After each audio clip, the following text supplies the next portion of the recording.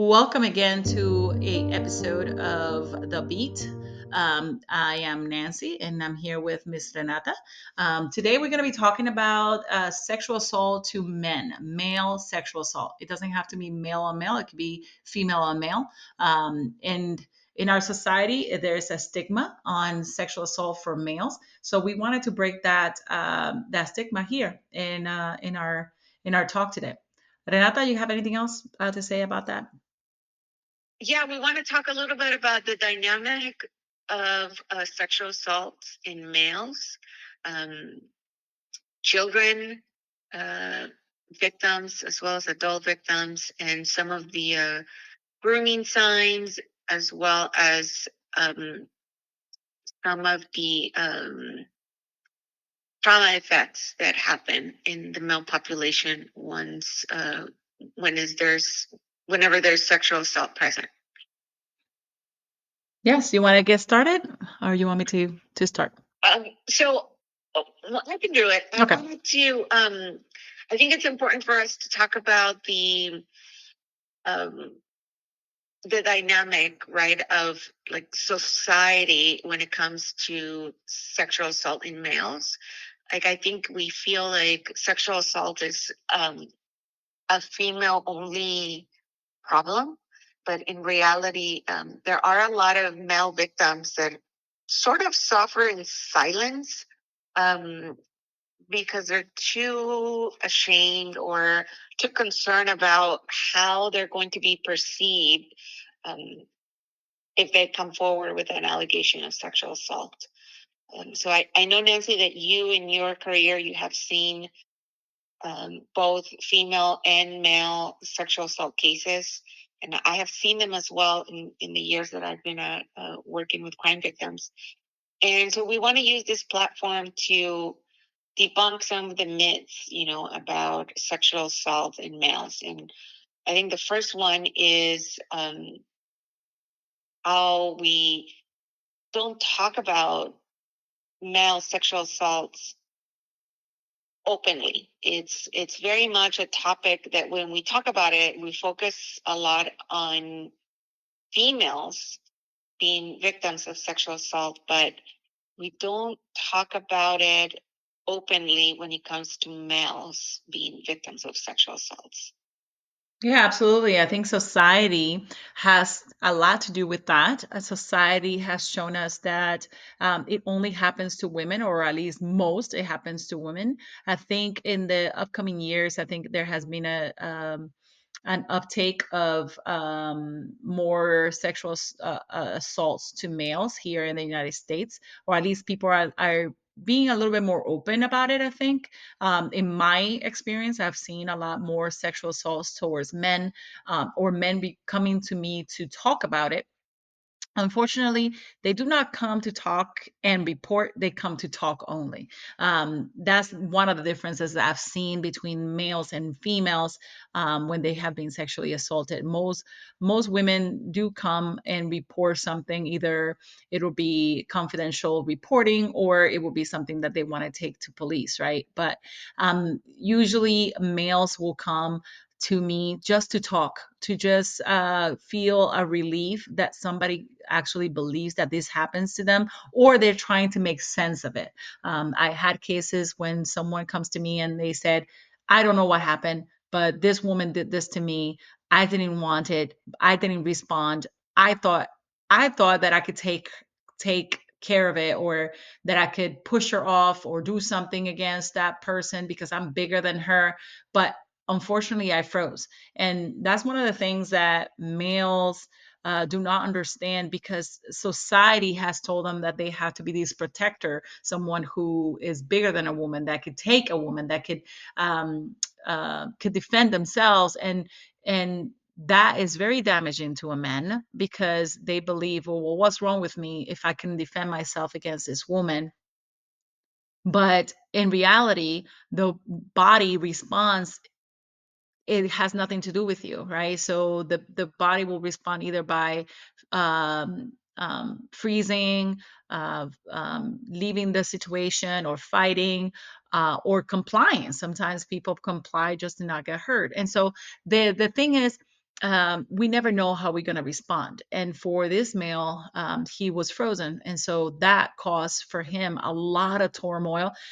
Came to me to report, not to report anything. He just wanted to make sense of it. He didn't understand. He felt like he cheated to his wife. He wanted to talk to his wife about it. The wife was very supportive, but he still felt like I could have prevented this from happening. I could have pushed this person away. And it was very important to me to let him understand that what happened wasn't his fault. It's not his fault. The body responded like he wanted to respond. You have no control over it, even if you wanted to, because that is just the body responding to a traumatic event, something that you didn't expect that's happening to you at that time. Plus, there's a lot of taboo and kind of misconceptions about a woman not being able to attack a man, right? And so those things do damage your perspective and damage your response and your brain. And so at that point, he just complied. And then he was also questioning why did he have an erection? Again, having an erection has nothing to do with you wanting that to happen. That is just the physiological response to the stimuli, to this what is happening to you.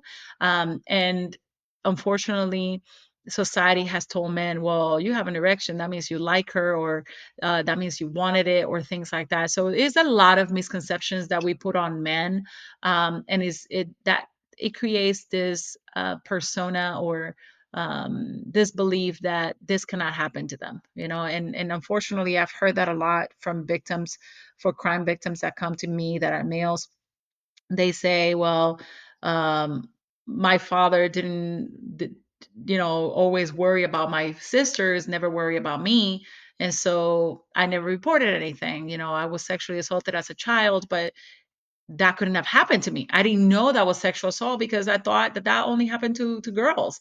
That was something that my father talked to my sisters about, but never talked to me about. I never recognized things. I never had a fear. There's a lot of things that we tell women, but we don't have that message for men. And it's sad because when it happens to them, they feel like they're not men enough, or that something that they did causes to happen, which, I mean, in retrospect, women and men, do blame themselves. They have the same kind of reaction to that, but to men is more intense because there's more pressure on men to be men, per se, on quotations, be men, strong and defend themselves, and this doesn't happen to them. And so unfortunately, it's a conversation that we need to have with both kids, if you have kids, both males and females. Um, in my experience, Nancy, and you can share your experience as well in working with crime victims and specifically with sexual assaults. Um, I've seen men, adult males, come forward to ask for assistance, but they don't really do it unless, because like you mentioned, the pressure, the expectation that society puts on men is something that they struggle with. Uh, but it seems like, in my experience, males come forward to receive assistance or to come to terms with the fact that they were sexually assaulted only when it's the last resort. Like their anger problems have gotten a hold of them too much, or or they're self-medicating with alcohol too much, or their marriage is now at risk. They usually, male adults come forward once they realize that the sexual assault that happened to them is affecting them now in the present to a degree where they're afraid of losing something that they hold dear. And that seems to be something that I see in adult sexual assault victims, is that they come forward once they're already in a peril, once they're already in a scenario where um, they're they're just too deep into the into the problem where there's no other. resort other than to ask for help. So that has been my experience in dealing with sexual assault male victims, is that when they actually do come forward, there's already a whole bunch of other issues um, that were as a result of the trauma from the sexual assault that need to be addressed immediately, versus, like, let's say, male victims, child male victims.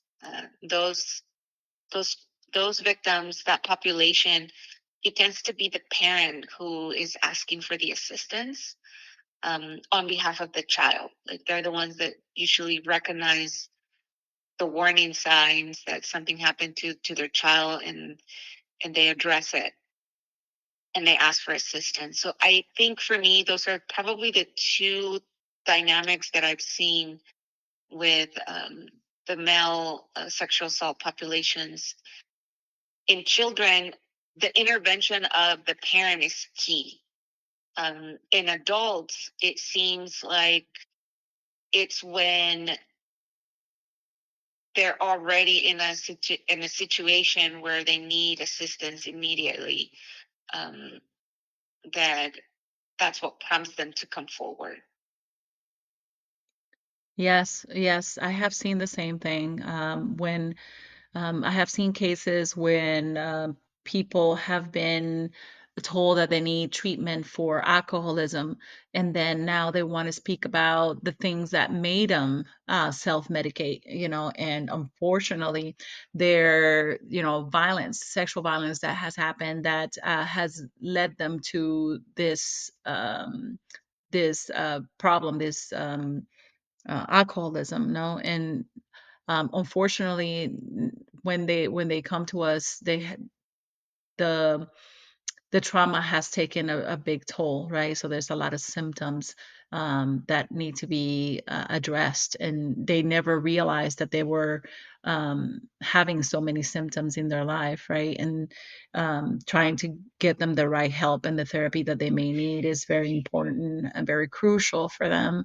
For them, sometimes it's a career ender, right? Because I've worked with DoD, civilian side in the military, and it does end careers because they notice later that there's a lot of triggers, that there's a lot of things that have cost them their career. No, and it's unfortunate.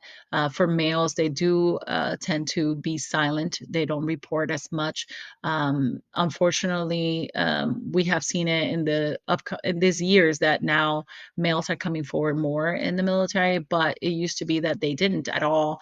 And once they got out of the military, they went to the VA for help. For mental health reasons, and then they will report that they were sexually assaulted, and that's what trigger a lot of different things in the military and the VA to for people to be able to report sexual assault. And so it is something that does happen more. And we say in the military, because in the military has more males than females, that is happening more to males. But I think in society itself, it does happen to both in a very equal rate.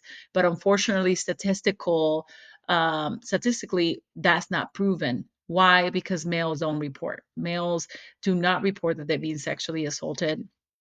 They do not want to be counted as a victim of this type of crime because of society's views on males. And unfortunately, it doesn't drive change. It doesn't drive more help for males. So that's one of the things that people have been talking about a lot lately, is that males don't have the same resources as females do, especially in that arena of like domestic violence or sexual assault for males, because unfortunately they don't report, and so they don't know that there's an issue, even though us, the people that are first responders, know that there's an issue.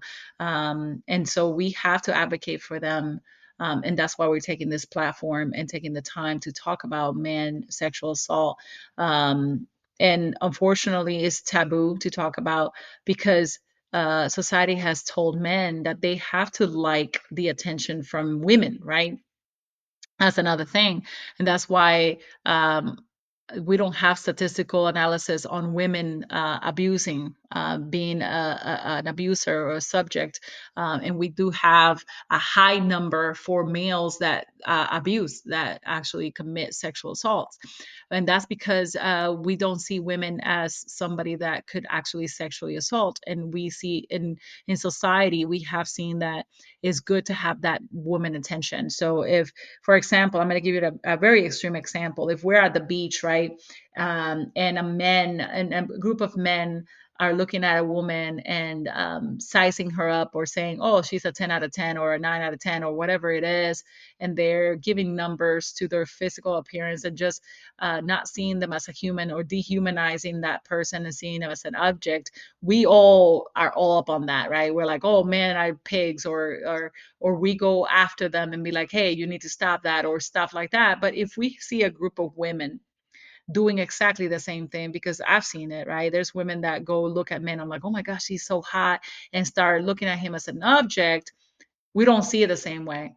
We see it as in, oh, that is something that the man is going to like now because look at all the women looking at him. And so we have to have that shift. It is the same for both, right? We should not be uh, objectifying people, just objectifying people, not just men and women, but just objectifying people, just keeping it like that.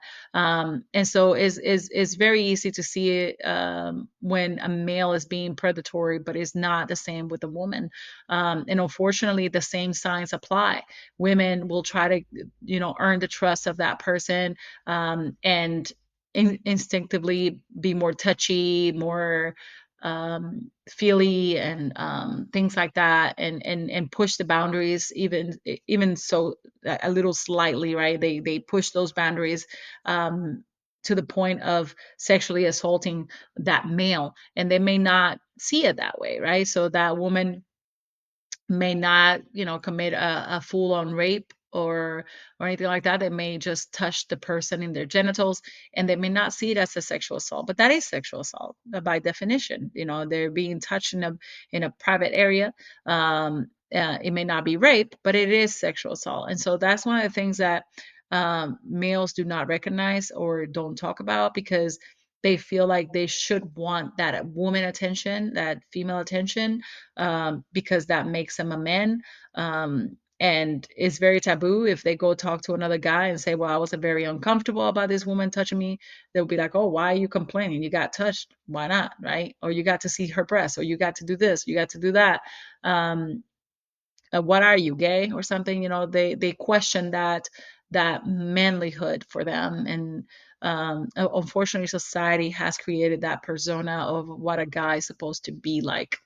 And at one point, they were talking about the beta male. I don't know if you remember the conversation of beta males, that, oh, women don't like beta males. They want that man that really wants, that is very sexual, which is a lie, And so society does put those perceptions and those definitions in our mind, which create a problem, no, when somebody comes to report. I think that we have seen it with some cases that have been on social media, that we need that shift. We need a shift on society to believe that men could be victimized as well. Um, and it is very crucial to have these kind of talks. And Nancy, can we talk a little bit about the grooming process in sexual assault male victims? Yeah, I mean, the grooming process is the same as a woman, right? And people don't see it, right? So it depends on the perpetrator. Unfortunately, for males, we as a society are very cautious about recognizing grooming behavior on males, right? So if a male is coming into the house trying to gain trust and things like that, we're a little bit more skeptical about a male, but we're not skeptical with women or females, because we society believes, right, that women are more nurturing, more caring, more lovey-dovey than a male is. And so even we prefer more the caring position for a woman, but not a man. And we will question if a man is uh, wanting to be a babysitter and things like that. I'm hoping that society has been changing. I'm not 100% sure on that. because of course, caring positions and things like that are mostly women that take those positions. And so we believe that women would not assault a child. But we have seen it in society lately that women, teachers, have been very interested in males that are young, right? A statutory rape situation.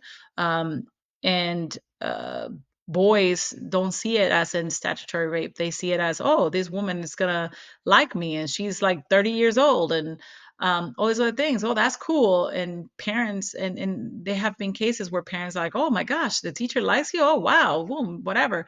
And rather than recognizing, hey, that is predatory behavior from a woman.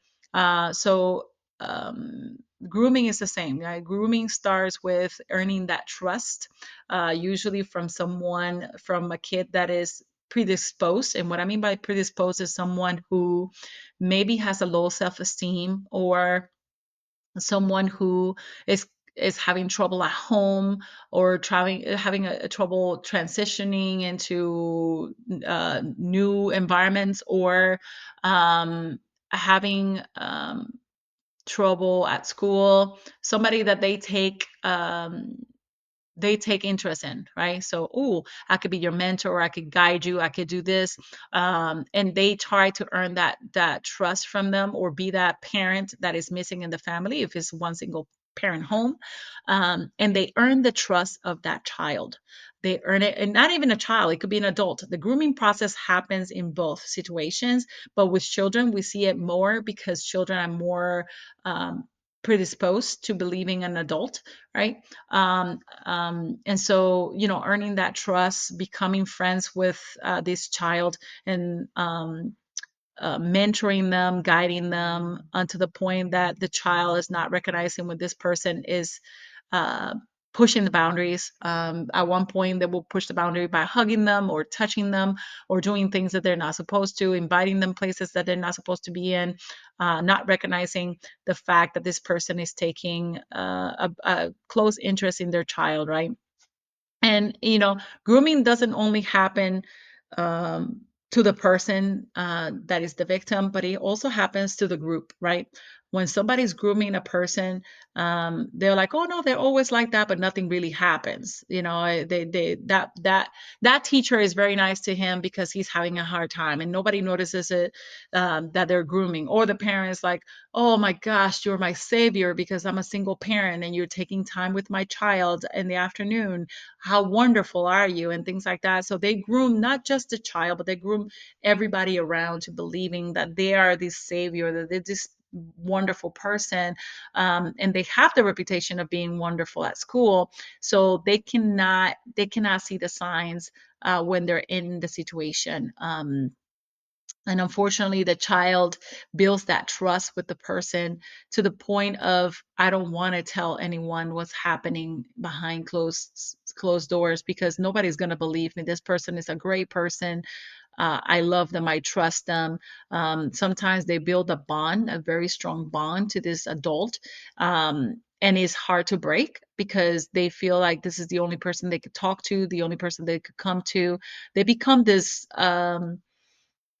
one savior, this person who actually cares for them, who loves them, who without them they can't survive. And so that is the grooming process, and does happen with adults as well. And unfortunately, people don't see it, right? So in the adult, it happens exactly the same way, until that person, abuses them, and the victim becomes starts self-blaming. How can I not see this? How can I didn't see that? um, um, and it's sad because once they trust them and love them, it's very hard for them to come forward and report on them, because they feel like they're gonna damage them, or they're gonna not be believed, or things like that. And yeah, that's so very true, Nancy. All of those things, that the perpetrator tends to become, or person in position of trust. Um, and you're absolutely right when you say that they don't just groom the the victim or the potential victim, they're also grooming, their parents and the community around them, um, to be able to put themselves in a situation where they're more in an advantage point to be able to um, perpetrate on the victim and not be seen, right, and not being visible. The other thing that I have experienced in terms of grooming and in terms of a method that perpetrators use to control the victim is alcohol, in teenage victims and adults. Adults and teenagers, um, alcohol sometimes is a factor in terms of how the perpetrator uses that um, to lower the inhibitions of the victim and being able to strike and actually commit the sexual assault. It it doesn't always happen that way, but in my experience, I think it's also important to talk about how alcohol uh, can be used as a weapon, to gain control of the victim. And often the victim feels like they're not they're not sure about what happened to them, because alcohol was involved, or they also self blame in terms of um, putting themselves in a situation where they were taken advantage of. So alcohol tends to be also something that is sometimes present in some of the cases that I've seen in male sexual adult victims. Have you experienced that in Kenya? Yeah, absolutely. Unfortunately, sometimes when alcohol is present, because I believe this, right? Alcohol is present because it is easy, it is legal, and it works just like a drug. Because people will take alcohol willingly, and it will lower your inhibitions, it will put you in a vulnerable position, and so the perpetrator could take advantage of you, and you may not even know that you have been attacked, right? So it's one of those things that could be very used legally without an issue, or without any problems. So, um, yeah, it's one of those things that alcohol um, could be used for sexual assault without an issue, because, again, it's legal. People use it. People take it willingly, and it's like it's a social norm to have alcohol, and so yes, alcohol is a factor, and I think we have said like 50% of the cases that I have seen have involved some type of alcohol. Either the victim or the perpetrator have used alcohol, um, and is very unfortunate, and yeah, it's a legal drug that they can use, that people take willingly, and um, it it definitely is very well used, for sure. And I think it's important to mention it because um, victims, like I said, tend to self blame, um, and we need to recognize that the perpetrator uses alcohol in a very um, specific or driven way to gain control. So it's not something that we should look at in terms of self blaming, but we need to recognize it as a tool that the perpetrator has used to gain control over you. And it's not a factor of self blame, but we need to call it for what it is so that the person can um, recognize that we're taken advantage of. It was something that was used on purpose. Yeah. Um, Absolutely. And with our male sexual assault, I have seen people that have used alcohol, but it hadn't been the major factor of the sexual assault for the males. For me, the people that have come to me hasn't been with alcohol, it's been more of a power and control dynamic. Um, sort of like that person wanted to take control over the other and show them that they were more powerful than them, and they took their opportunity to abuse this person, right? I've seen it as part of initiation of some sort. I have seen it as an horseplay. Um, um, and many other areas. So for males, it's a little different that I have seen it. The only times that I've seen alcohol involved in a male to male sexual assault, or um, it has been they were at a party or at a bar and they were so completely out of it that the other person took them and did whatever they wanted to, and they used it as to paralyze them, to the point of they couldn't move, and they took advantage of them and did something to them. Um, I saw that a lot when I was stationed overseas. A lot of the males that were being sexually assaulted by other males were taken while they were completely drunk, and then they were sexually assaulted. Um, and I saw that a lot in other places that I've been, that alcohol was used to allure them, to take them out of their situation, and abuse them. When I have seen sexual assault from a woman to a male, it it wasn't involving alcohol, but it was more involved in, if you don't do this, I'm going to tell everybody this, or some kind of like blackmail, um, from a woman perspective to a male.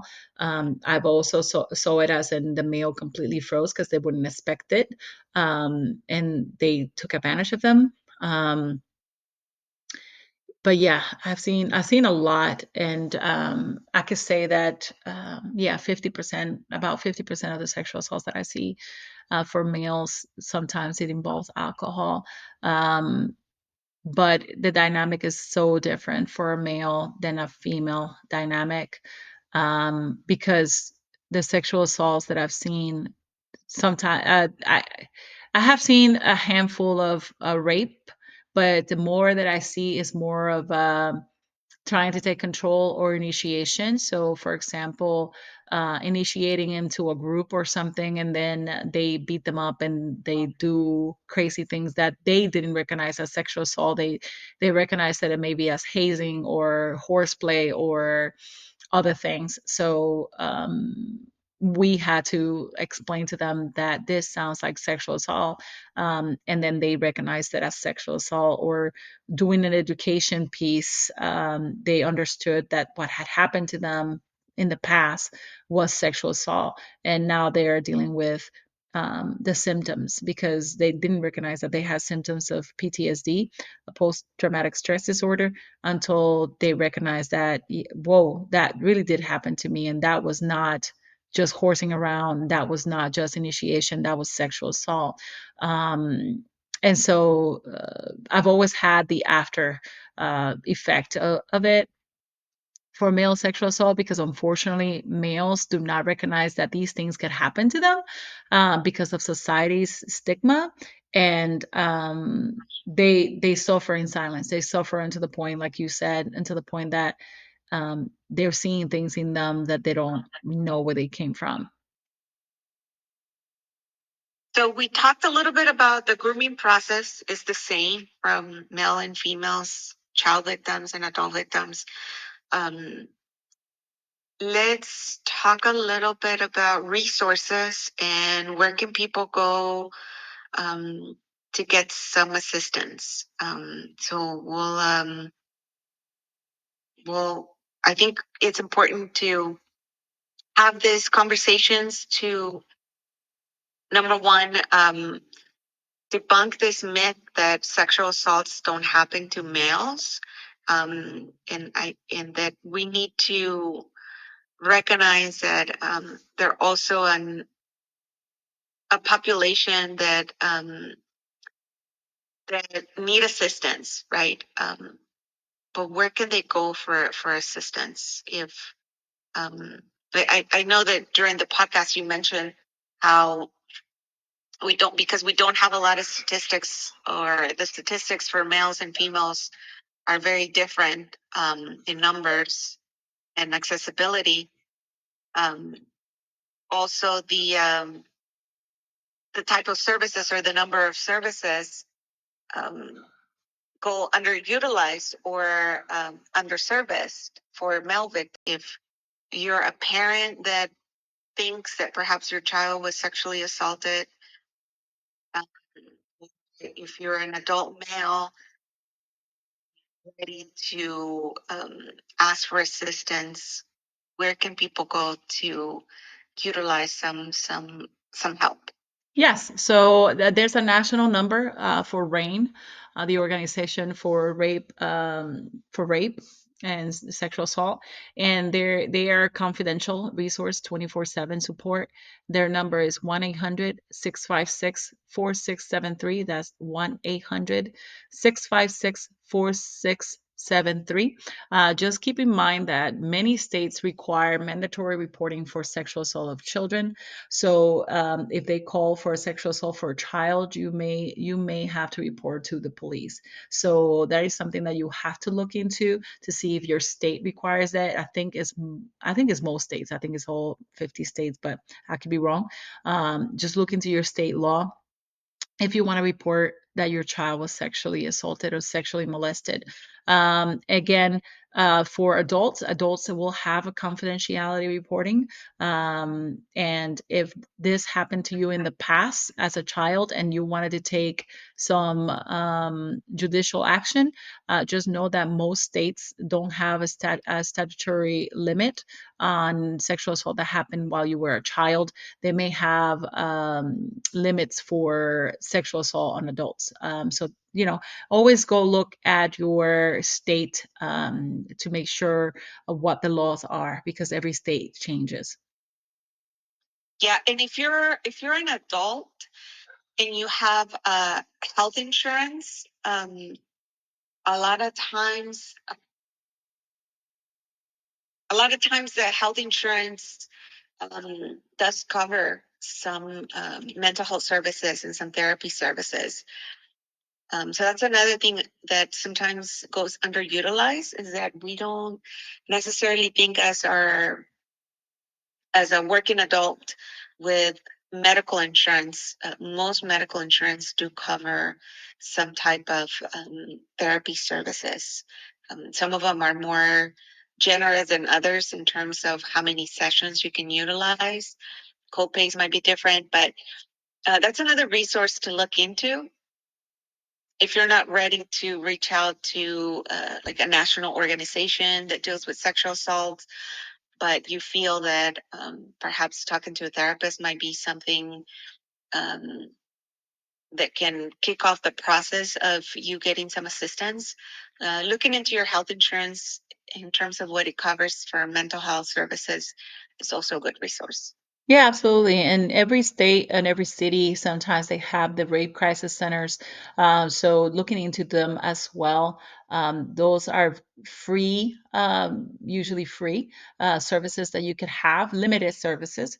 So you could look into those as well in every city and every state. And Absolutely. yeah, Yeah. and so what are we Okay. going to be talking about next podcast? So in the next podcast, we want to move um, and talk about a different type of crime, although it's somewhat related to sexual assaults, is human trafficking. So we wanted to talk a little bit about human trafficking, some of the dynamics, some of the red flags, some of the myths about human trafficking, and resources at the end on where people can go to ask for some help. Human trafficking will be our next topic here at the beat.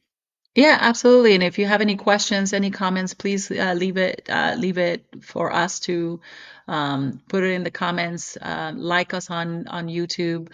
Subscribe to the channel. We will have a lot more information about violent crimes, not just sexual assault. We wanted to bring sexual assault to the forefront first, since it's the job that we're doing right now. But then we will definitely talk about other types of crimes, like human trafficking, and many other things, not just in the sexual arena, but other crimes. So stay tuned. Hope you all have a great rest of the week.